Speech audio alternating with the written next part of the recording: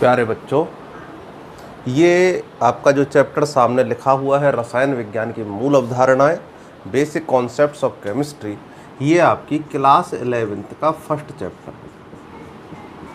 Class 11th का science में आपको पता है मैथ और बायोलॉजी दोनों चलते हैं, और दोनों में ही केमिस्ट्री एक मूलभूत हिस्सा है, एक बेसिक हिस्सा है। उसमें भी केमिस्ट्री जो है उसका सिस्टम ऐसा है कि आगे आपके बीएससी तक या अन्य एग्ज़ाम्स में काफ़ी इम्पोर्टेंट रोल जितना और विषयों का है उतना इसका रहता है। तो हम लोग क्लास 11th की जो क्लासेस हैं उनको स्टार्ट कर रहे हैं। तो इस हिसाब से आप देखिए, सबसे पहला चैप्टर है हमारे पास रसायन विज्ञान की मूल अवधारणाएं, यानी बेसिक कॉन्सेप्ट्स ऑफ केमिस्ट्री। कैसे काम करते हैं बेसिक कॉन्सेप्ट्स ऑफ केमिस्ट्री, तो इसके अंदर आपको जो चीज़ें जानने की हैं उनको मैं एक एक करके आपको बता देता हूँ। देखिए, केमिस्ट्री जो है सबसे पहले यूँ तो इंडिया यानी हमारे भारत में, यूनान जिसको आप ग्रीक कह सकते हैं, इसके अलावा चाइना, इन देशों में बहुत पुराने वर्षों से, ऋषि मुनियों के समय से, या हम अगर ये कहते हैं कि देवी देवताओं के समय से ही प्रचलित रही है। ठीक, जैसे भारत में बहुत समय पहले सिंधु घाटी सभ्यता, लगभग 5000 साल पहले की सभ्यताएं हैं, उस समय पर भी क्या था, जो आपका तांबा है उससे उपकरण बनाए जाते थे। आपके तांबे को और जस्ते को मिला करके, जिंक और तांबे को मिला करके पीतल बनाया जाता था। तो ऐसे ग्रीक सभ्यता में भी केमिस्ट्री का बहुत उपयोग, औषधियाँ बनाई जाती थीं। चाइना में औषधियाँ बनाई जाती थी केमिस्ट्री का उपयोग करके।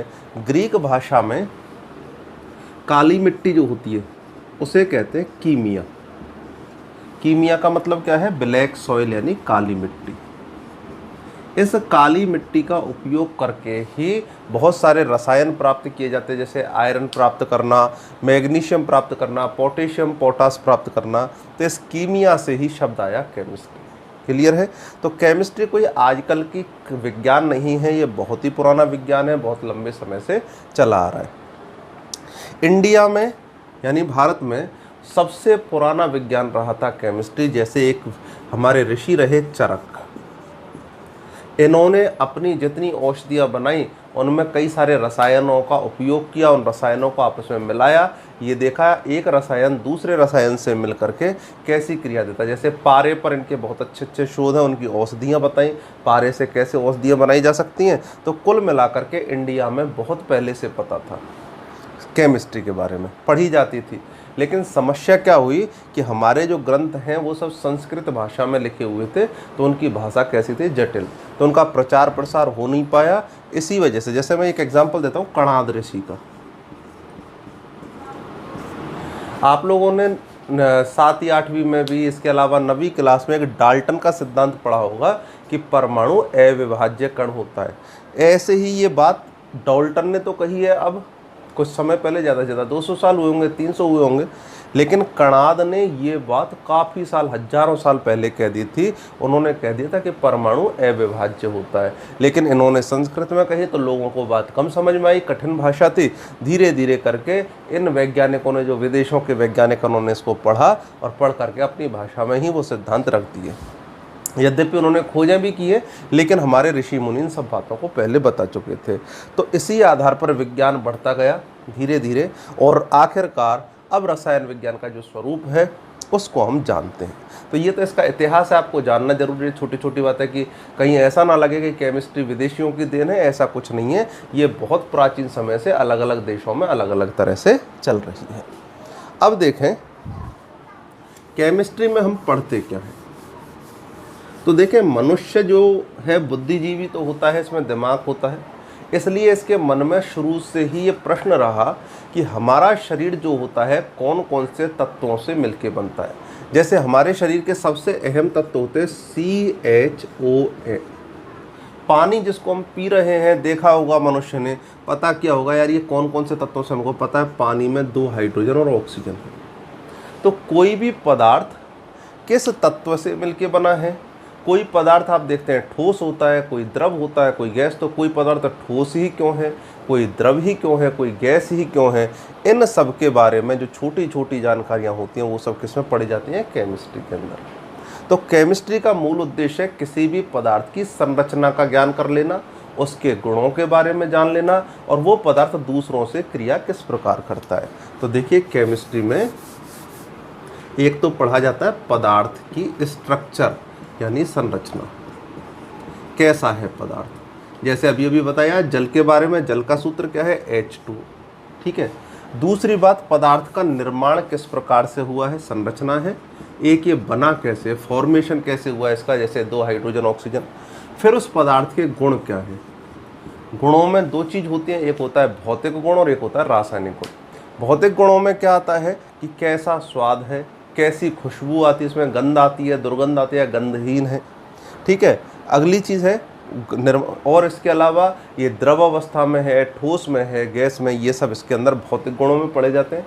एक होते हैं रासायनिक गुण। रासायनिक गुण का मतलब क्या होता है, पानी लोहे से क्रिया करके क्या बनाएगा, पानी कॉपर से क्रिया करके क्या बनाएगा, पानी अम्लों से क्रिया करके क्या बनाएगा। तो जो उनके रासायनिक गुण है वो तो है दूसरों से क्रिया कैसे करते हैं, और भौतिक गुण है जो वो दिखने में कैसे लगते हैं। ये सारी चीज़ें किसके अंदर पढ़ी जाती हैं, केमिस्ट्री में। ये सब चीज़ें आगे भी आती रहेंगी। तो सबसे इम्पोर्टेंट बात हो गया हमारे पास पदार्थ। ठीक। तो यहाँ से हम स्टार्ट करेंगे हमारे टॉपिक को, फिर से आप समझ लें। दुनिया में हर एक चीज़ है, आपसे कहे ये मार्कर है, मैं हूँ, एक पत्थर है, डस्टर है, बोर्ड है, कुर्सी है, मोबाइल है, जो कुछ भी चीज़ें हैं वो सब क्या होते हैं, पदार्थ होते हैं। पदार्थों को पदार्थ, इसे हम एक शब्द लेते हैं काम में, द्रव्य। ये द्रव नहीं है, द्रव तो लिक्विड यानी तरल वो होता है जो बहती हुई अवस्था में होता है। ये द्रव्य है, द्रव्य मतलब पदार्थ होता है, और इसको इंग्लिश में बोलते हैं मैटर। ठीक है। तो दुनिया की कोई भी वस्तु हो वही पदार्थ है अपने आप। जो चीज़ किसी ना किसी से बनी होती है उसी को पदार्थ कहते हैं। अब आपसे कहा जाए कि इसकी पहचान क्या है, तो देखिए ये मेरी हथेली है, इस मार्कर को मैं यहाँ पर रख देता हूँ। बोलिए मार्कर ने कुछ स्थान घेरा है या नहीं घेरा। इस बोर्ड ने स्थान घेर रखा है, मैंने स्थान घेर रखा है, आपने घेर रखा है। पेन, कॉपी, हर चीज़ एक स्थान घेरते हैं। तो वे प्रजातियां जो स्थान घेरती हैं क्या कहलाती हैं, पदार्थ कहलाती हैं। दूसरी बात, इस मार्कर को तोल करके देखिए, इसका अगर वेट ले तो इसका कुछ ना कुछ वजन आएगा। वजन को कहते हैं हम द्रव्यमान। द्रव्य जिसका मान होता है द्रव्यमान, तो कुछ ना कुछ उसका वजन होगा। मेरा वजन है, कुर्सी का है, बोर्ड का है, हर चीज़ का वजन होता है। तो पदार्थ या द्रव्य किसे कहते हैं, इसकी परिभाषा है वे प्रजातियां जो स्थान घेरती हैं, स्थान घेरें यानी एक निश्चित जगह चाहिए उनको, और दूसरी बात जिनमें द्रव्यमान होता है उन्हें क्या कहते हैं, पदार्थ के नाम से जानते हैं। तो ये 2 बातें उनके अंदर आवश्यक रूप से होनी चाहिए। पदार्थ वे प्रजातियां हैं, द्रव्य वे प्रजातियां हैं जो स्थान घेरती हैं और द्रव्यमान होता है। पानी है, बोलिए पानी अगर हमने कटोरे में रख दिया, समुद्र के रूप में है, नदी के रूप में, तो अपना स्थान घेर रहा है। गैसें हैं, गैस अपना स्थान घेर रही हैं। तो पदार्थ वो हैं जिनका वजन भी होता है और वो स्थान भी घेरती हैं। अब हम कहें साहब गैसों में तो वजन होता नहीं है, ऐसा नहीं है। गैसों में वजन होता है लेकिन वो बहुत ही कम होता है, नगण्य होता है, इसलिए हम उसको कम मान करके चलते कि लगभग ऐसा लगता है वजन नहीं है, लेकिन वाकई में वजन होता है। ठीक है। तो ये जो है हमारे पास पदार्थ और द्रव्य। कैसे और एग्जाम्पल देख सकते हैं, गैसों में वजन होता है या नहीं होता। आपके घरों में गैस का सिलेंडर आता है जो किचन में काम आता है, उसमें आप देखिए जब गैस खाली हो जाती है तो तब तोल के देखिए गैस के सिलेंडर को, और जब गैस भर जाती है तब तोल करके देखिए। तो आप देखिए कि वजन बढ़ता है, तो इसका मतलब गैसों में भी वजन होता है। तो इस प्रकार से पदार्थ के बारे में आपको समझ में आ गया। पदार्थ वो हैं जो स्थान घेरते हैं और जिनमें द्रव्यमान होता है, पदार्थ कहलाते हैं। अब देखें हम यहीं से स्टार्ट करते हैं। प्रकृति की एक तरह से आपके लिए तो ये मानिए कि नई प्रकृति का, नए सब्जेक्ट का उदय हो रहा है। ठीक है। बिल्कुल आप ये मानिए जैसे पहली क्लास में पढ़ने वाले बच्चे हैं और केमिस्ट्री के बारे में कुछ नहीं जानते, तो आप वहीं से शुरुआत कर रहे हैं। पहले आपने क्या किया, स्टार्टिंग यहीं से की एज ए साइंस स्टूडेंट कि सब हमको तो पदार्थ के बारे में बताइए। तो मैंने आपको बताया पदार्थ क्या होते हैं। अब आप जानते हैं हम जो प्रकृति में देखते हैं हमें पदार्थ 3 प्रकार के मिलते हैं। यद्यपि प्लाज्मा अवस्था, बोस आइंस्टीन अवस्था, दो और है, लेकिन अब वो कोर्स में हमारे में नहीं रहती, वो थोड़ा हाई लेवल पे जाती है या एक बार नवी क्लास में आई होंगी। बाकी पदार्थ की कुल हम पढ़ने वाली जो अवस्था है वो 3 है। एक होती है हमारे पास ठोस अवस्था, जिसे कहते हैं सॉलिड्स। दूसरी अवस्था होती है हमारे पास द्रव अवस्था, इसे कहा जाता है लिक्विड। और तीसरी अवस्था है हमारे पास गैस अवस्था, इसे कहते हैं हम गैस अवस्था।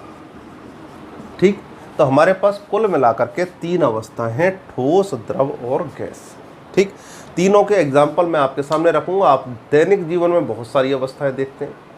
आप इस मार्कर को देख रहे हैं, यह मार्कर कैसी अवस्था में दिखाई दे रहा है? ठोस अवस्था में, सॉलिड अवस्था में। ठीक, पानी को, दूध को, इसके अलावा एल्कोहल को और जो भी बहने वाली चीज़ें हैं उनको देखते हैं, वो कौन सी अवस्था कहलाती हैं? द्रव अवस्था। बलून के अंदर आप जब फूंक देते हैं, ठीक है, तो उस समय पर आप जो उसके अंदर गैस भर रहे हैं, अभी आप अगर महसूस करें इस तरह से आप फूंक दें तो आप देखें हवा सी आती है, इसके अलावा वायु है, वो सब कौन सी अवस्था में आती है? गैस अवस्था में आती है। ठीक, तो अब हम लोगों ने ये तो देख लिया, हम पहचान तो हमेशा सकते हैं। आप लोगों को कोई भी चीज़ रख दी जाए, मैंने पूछा बोर्ड कौन सी अवस्था है? ठोस। एक बोतल के अंदर मैं कोई द्रव अवस्था भर लाया, पानी भर लाया, शरबत भर लाया, आपसे पूछा कौन सी अवस्था, आप कहेंगे द्रव। अगर कहीं पर बलून है और बलून के अंदर यानी गुब्बारा है, उसके अंदर भरा हुआ, फूला हुआ है, ट्यूब, कोई साइकिल का ट्यूब, मोटरसाइकिल का ट्यूब फूला है, हम कहेंगे इसमें क्या भर रहा है? तो आप कहेंगे गैस। इसका मतलब तीनों की पहचान तो आपको है, लेकिन इनकी वैज्ञानिक रूप से पहचान कैसे करें, वैज्ञानिक रूप से कैसे पता करें? तो 2 चीज़ें चलती हैं पहचान करने के लिए। एक तो चलता है आकार और एक चलता है आयतन। एक है शेप, इसे बोलते हैं शेप। शेप का मतलब है आकार और आयतन का मतलब है वॉल्यूम। आप पहले तो इन दोनों चीज़ों को समझ लें। शेप का क्या मतलब है? ये देखिए, एक बेलनाकार शेप का है। इस बोर्ड को देखें, एक रेक्टेंगल आयताकार शेप का है। इसके अलावा आप एक डस्टर को देख लें, यह आयताकार शेप का है। या फिर हमें देख लें, हमारी साइज जो है थोड़ा चपटा, कुछ बेलनाकार, सब तरह का मिक्सिंग साइज है हमारा। तो आप देखें, देख करके वस्तु के आकार का पता कर सकते हैं। ठीक है। आयतन क्या होता है? आयतन में देखिए 3 चीज़ें किसी भी वस्तु की होती हैं। एक तो होती है लंबाई, एक होती है उसकी चौड़ाई और एक होती है मोटाई। अगर लंबाई गुणा चौड़ाई गुणा ऊंचाई कर ली जाए तो उस चीज़ का आयतन निकल आता है। समझ गए? जैसे मैं कहूँ कि इसकी जो लंबाई है वो लगभग होनी चाहिए 8 सेंटीमीटर के आसपास इसकी लंबाई होनी चाहिए। ठीक है। इसकी चौड़ाई क्या हो गई? ये वाली, तो लगभग 1 सेंटीमीटर इसकी चौड़ाई है। और इसकी मोटाई क्या हो गई? ये वाली, तो 1 सेंटीमीटर के आसपास इसकी मोटाई है। तो कोई भी चीज़ की लंबाई, चौड़ाई और मोटाई के बारे में अगर आपको जानकारी कर लेते हैं, हम लोग देखते हैं लंबाई होती है हमारी, चौड़ाई होती है और मोटाई होती है। ठीक है। तो वो तीनों मिलकर के क्या बनाते हैं? आयतन। क्लियर? इन दोनों जो राशियां हैं, एक शेप है, एक वॉल्यूम, आकार और आयतन, इनसे हम किसी भी चीज़ का पता लगा सकते हैं। अब ध्यान देना आप लोग, सबसे पहले हम ठोसों की बात करते हैं। ठीक, ठोस क्या होते हैं? तो मैंने ये मार्कर लिया, मार्कर में मैंने आपको लगभग लंबाई चौड़ाई सब कुछ बता दिया। 8, 1 और 1, 8 सेंटीमीटर लंबा, 1 सेंटीमीटर चौड़ा और 1 सेंटीमीटर मोटा। मैं इस मार्कर को एक गिलास के अंदर डाल देता हूँ। ठीक है। मार्कर को किस में डाल दिया? गिलास में। बताइए क्या इसके आकार में कोई परिवर्तन आएगा? क्या ये चपटा हो जाएगा या आयताकार हो जाएगा? उत्तर रहेगा नहीं। क्या इसकी लंबाई, चौड़ाई, ऊंचाई तीनों में से कुछ बदलेगा? नहीं। ऐसा तो नहीं है गिलास में जाते ही मार्कर की लंबाई बढ़ जाए या मार्कर चौड़ा हो जाए, मोटा हो जाए, नहीं हो सकता। इसको अब भगोनी में डाल के देखिए, भगोनी में भी इसके आकार और आयतन में कोई परिवर्तन नहीं होगा। कहीं भी इसको डाल लीजिए, किसी भी पात्र में डाल दीजिए, इसके आकार आयतन में कोई परिवर्तन नहीं होता। अर्थात इनके आकार भी निश्चित होते हैं और आयतन भी निश्चित होते हैं। एक तरफ मैं आकार लिख लेता हूँ और एक तरफ आयतन। तो ये क्या है? निश्चित। और आयतन भी कैसे होते हैं? निश्चित। यानी इनमें कोई पात्र की आकृति के साथ इनमें कोई बदलाव नहीं आता। अब आप पानी को लीजिए। पानी को आपने क्या किया? एक बोतल में पानी है, आपने बोतल में से पानी को गिलास में डाला। बोलो पानी का आकार गिलास के आकार का हो जाता है। आपने उसको भगोनी में डाला, भगोनी के आकार का हो जाता है। आप उसको कटोरे में डालें, कटोरे के आकार का हो जाता है। किसी भी पात्र में डालेंगे पानी का आकार उसी के अनुरूप बदल जाता है। तो इसका मतलब ये हुआ कि आकार तो कैसा हो गया, अनिश्चित। ठीक, द्रव का। अब आप क्या करें, इसके आयतन को देखें। आपने मान लीजिए एक गिलास के अंदर 250 ml पानी आ सकता है। कितना पानी आ रहा है, 250 ml। द्रवों का आयतन जो होता है मिलीलीटर या लीटर में मापा जाता है। ये हो गया पावर पानी, जिसको हम कहते हैं हमारी भाषा में पाव भर पानी। 250 ml पानी है। इस पानी को आप लोग, या दूध ले लीजिए, एक गिलास दूध आपने लिया 250 ml, इसको आप एक कटोरे में डाल दीजिए। क्या दूध बढ़ करके, और कटोरे का साइज कितना है, आधा किलो का है, आधा लीटर का। तो आप बताइए क्या 250 ml दूध आधा लीटर दूध हो जाएगा, क्या 500 ml हो जाएगा कटोरे में जाते? उत्तर आएगा नहीं होगा। भगोनी में डाल दो 5 लीटर के में, क्या 5 लीटर बन जाएगा? नहीं होगा। 250 ml दूध 250 ml ही रहेगा, चाहे किसी भी पात्र में डालो। इसका मतलब आयतन कैसा रहेगा, निश्चित रहेगा। तो आयतन कैसे रहते हैं, निश्चित। अब आती है गैस की बारी। गैस का क्या सिस्टम है, आपने गैस लिया, अभी हम हमारे मुंह को फुला करके देखें गैस से, तो देखिए हमारे मुंह का एक अलग ही लगभग गोलाकार सा शेप आ रहा है। इसको हम लोग क्या करते हैं, साइकिल के ट्यूब में डालते हैं, कैसा शेप आ जाता है, बेलनाकार। फुटबॉल में डाल दिया, गोला का शेप आ गया। इसका मतलब इसका आकार जैसा पात्र है वैसा ही बदल जाता है। तो आकार तो कैसा रहेगा, इसका भी अनिश्चित। फिर से समझ लें, मोटरसाइकिल के पहिए में डाला, उसमें ट्यूब में डाला, तो थोड़ा मोटाई वाला गोला, वो बेलन बन गया, पूरा एक चक्र बन गया। इसके अलावा साइकिल के में डाला तो पतले वलय बन गई। इसके अलावा हमने फुटबॉल में डाला तो कैसी बन गई, गोल गैस बन गई। तो जैसा पात्र है वैसा ही गैस का आकार आ जाता है। आकार कैसा हो गया, अनिश्चित। अब बात करते किसकी, आयतन की। आयतन का ऐसा सिस्टम है, आप जैसे अपने पास वो आता है सेंट परफ्यूम की शीशी आती है, उसमें क्या है कि एक छोटी सी शीशी में गैस भरी रहती है। फॉग वगैरह ऐसे बहुत सारे परफ्यूम आते हैं, तो उसके अंदर क्या है कि डीओ आते हैं, तो उसके अंदर गैस भरी रहती है। कितनी सी डिब्बी में, छोटी सी डिब्बी में रहता है, लगभग इतनी बड़ी डिब्बी रहती है। अब क्या है कि उसके अंदर क्या भरे हुए हैं, गैस के कण बहुत सारे। कितनी सी डिब्बी में आ गए, इतनी सी में। कितना ml गैस है उसके अंदर, मान लीजिए 100 ml गैस है। कितना ml गैस है, 100 ml। आपने क्या किया, उस डिब्बी में से स्प्रे को निकाल के और इस तरह से कमरे में फैलाया। बताइए कमरे के आप उस कोने में हो, चाहे उस कोने में, चाहे बीच में, कहीं भी खड़े हों, आपको बताइए उसकी गंध आ जाएगी कि नहीं आएगी? तो गंध आ जाती है। इसका मतलब क्या हुआ कि जो 100 ml की डिब्बी में गैस भरी हुई थी वो अब पूरे के पूरे कमरे में फैल चुकी है। अर्थात गैस तो उतनी ही है 100 ml, लेकिन फैल कितने में गई है, लगभग मान लीजिए कमरे का आयतन हो गया 50,000 ml। तो बताइए 100 ml अब कितने ml बन चुकी है गैस, 50,000 ml बन चुकी है। तो इसका मतलब गैसों का आयतन जो होता है वो पात्र का आयतन माना जाता है। अगर आपने एक छोटी बोतल में ले रखी है तो वो 100 ml गैस हो गई, और वही गैस अगर आपने 500 ml की बड़ी बोतल में ले ली तो वो कितनी गैस बन गई, 500 ml। तो इसका मतलब ये हुआ, फिर से समझ लें एक बार गैस के आयतन के बारे में। गैस जो होती हैं उनका आयतन भी अनिश्चित होता है। कैसे, अगर छोटे पात्र में भर दिया तो वो 100 ml बन जाएंगी, 50 ml बन जाएंगी। ज़्यादा बड़े में भर दिया तो वही gas 100 ml, 50 ml gas 1000 ml, 2000 ml, कितनी भी हो सकती है। तो इसका मतलब क्या हो गया, ये भी अनिश्चित। ठीक, तो अब आपको बात समझ में आ गई होगी। कुल मिलाकर के पदार्थ हमारे पास 3 प्रकार के होते हैं, एक ठोस है, एक द्रव है, एक गैस है। ठोस वे हैं जिनका आकार और आयतन निश्चित होता है, द्रव वो है जिनका आकार अनिश्चित और आयतन निश्चित होता है, और गैस वो है जिनका आकार और आयतन दोनों ही अनिश्चित होते हैं। तो ये हमारे पास पदार्थ के 3 प्रकार हो गए। अब देखें, ये तो हमारे पास हो गए जो अपन 6ठी, 7वीं, 8वीं, 9वीं क्लासों में पढ़ते हैं। अब बात ये होती है कि ठोस निश्चित क्यों होते हैं, गैसों में क्या है, इनकी अणुओं की संरचना कैसी। ये तो हमारे पास व्यवस्था होती है कि पदार्थ कितने प्रकार के और उनको कैसे परिभाषित किया जाए। वे पदार्थ जो आकार और आयतन में निश्चितता दर्शाते हैं ठोस कहलाते हैं, आकार अनिश्चित, आयतन निश्चित होते हैं द्रव कहलाते हैं, और दोनों ही चीज़ें निश्चित होती हैं वो क्या कहलाती है, गैस। अब देखें इनकी संरचना। केमिस्ट्री में हर चीज़ पढ़ी जाएगी। पहले पदार्थ को देखेंगे, पदार्थ के आकार आयतन देखेंगे, अब देखेंगे ठोसों की संरचना कैसी है, ठोस बने कैसे हैं। तो देखिए दुनिया का हर एक पदार्थ गोलाकार परमाणुओं से बना होता है। जैसे हम लोगों के अगर मान लीजिए टुकड़े करते जाएं और इतना टुकड़ा कर दें हम लोगों के कि उससे ज़्यादा टुकड़े संभव नहीं हो।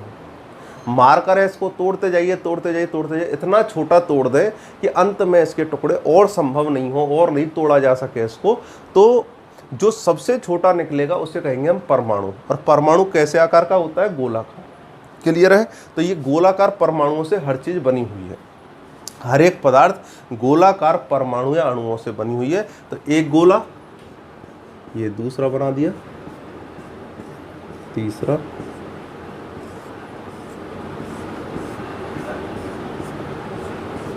और ऐसे एक छोटे से पदार्थ में इस मार्कर के छोटे से ढक्कन में करोड़ों परमाणु होंगे। ठीक, तो अब आप ध्यान देना बात को, हर एक पदार्थ छोटे छोटे गोलाकार परमाणुओं से मिलकर के बना होता है। ठीक है, या कणों से बना होता है, छोटे छोटे गोलाकार कणों से। इन कणों में देखें, ये कण बोलिए इसके बिल्कुल पास है या नहीं है? ये कण बिल्कुल पास है। तो जो ठोस पदार्थ होते हैं उनके परमाणु बिल्कुल सटे हुए यानी अत्यधिक नज़दीक स्थिति में रहते हैं, बहुत ही क्लोज कंडीशन में रहते हैं। तो ठोस पदार्थ वो है जिनके परमाणु सर्वाधिक नज़दीक स्थिति में रहते हैं, यानी बिल्कुल एक दूसरे को स्पर्श करे हुए, टच करे हुए रहते हैं। तो बोलो ये ठोस हो गए। ठोस पदार्थ, फिर से सुन लें, वे पदार्थ जिनके परमाणु एक दूसरे को स्पर्श किए होते हैं, अत्यधिक नज़दीक स्थिति में होते हैं, कौन क्या कहलाते हैं? ठोस। तो ये तो हो गए हमारे पास ठोस। अच्छा, जब ज़्यादा नज़दीक कब होती हैं चीज़ें? जैसे मान लीजिए दो हथेलियों की बात करूँ, इतनी दूर है, इनमें कम आकर्षण है, दोनों में आकर्षण हुआ, थोड़ा पास आ गए, और अट्रैक्ट हुई और पास आ गए। ज़्यादा अट्रैक्ट हुई तो आसपास स्पर्श कर गए, तो इसका मतलब इनमें बहुत ज़्यादा अट्रैक्शन है। तो ठोसों में क्या होता है? कणों के बीच में अत्यधिक आकर्षण होता है, इसलिए अत्यधिक पास पास होते हैं। अब लेते हैं द्रवों की बात। द्रवों में क्या होता है? ये कण थोड़े से दूर होते हैं। बोलिए कणों के बीच में दूरी है या नहीं है? तो द्रव वे पदार्थ हैं जिनके कण ठोसों की अपेक्षा कैसे रहते हैं? दूर दूर रहते हैं, और जब थोड़े दूर रहेंगे तो इनकी तुलना में आकर्षण भी कैसा रहेगा? कम। तो ये हो गए हमारे पास द्रव। ठीक, अब तीसरा लेते हैं गैस। गैसों के कण क्या होते हैं? एक कण यहाँ पे, एक कण यहाँ, एक यहाँ, एक यहाँ, एक यहाँ। तो आप देख सकते हैं गैसों के कणों के बीच में दूरियां जो होती हैं बहुत ही अधिक होती हैं। हो गई गैसों के कणों में। तो जब दूरी बहुत ही अधिक है, एक हथेली यहाँ पे, एक यहाँ पे, तो इसका मतलब आकर्षण कैसा हो जाएगा? न्यूनतम रहेगा। तो ठोस वे पदार्थ जिनके कण सर्वाधिक नज़दीक रहते हैं, द्रव जिनके कण ठोसों की अपेक्षा दूर होते हैं, और गैस वो है जिनके कण बहुत ही दूरी पर होते हैं, अत्यधिक दूरी पर होते हैं। क्या कहलाते हैं? गैस कहलाते हैं। ये क्या होगा? गैस। ठीक, तो हम लोगों का भी चैप्टर चूँकि स्टार्ट हुआ है, बेसिक है, आप लोगों की भी स्पीड मुझे थोड़ी स्लो रखनी पड़ेगी क्योंकि आप अभी शुरुआत कर रहे हैं। तो मैंने आपको आज के जो टॉपिक है उसमें पदार्थों के बारे में बता दिया कि पदार्थ तीन अवस्था में होते हैं, ठोस, द्रव, गैस, और उनके बारे में एक सामान्य जानकारी, आकार और आयतन की निश्चित और अनिश्चितता के आधार पर, और दूसरी बात उनके परमाणु या अणुओं की संरचना कैसी होती है। गोलाकार परमाणु अणुओं से बने हैं, ज़्यादा पास रह गए तो ठोस, थोड़ा दूर तो द्रव, और बहुत ज़्यादा दूर हो गए तो गैस। अब हम अगली क्लास में पदार्थों के प्रकार किस आधार पे, तत्व हैं, परमाणु क्या होते हैं, अणु क्या होते हैं, शुद्ध पदार्थ और अशुद्ध पदार्थ क्या होते हैं, इनके बारे में चर्चा करेंगे। अभी आप इसको अच्छे से पढ़िए, समझिए, धीरे धीरे करके आपको केमिस्ट्री के सारे बेसिक्स भी मिलेंगे, और इसके अलावा काफ़ी अच्छा नॉलेज 11वीं क्लास में मिलता है, तो वो भी आपको मिलेगा। Thank you.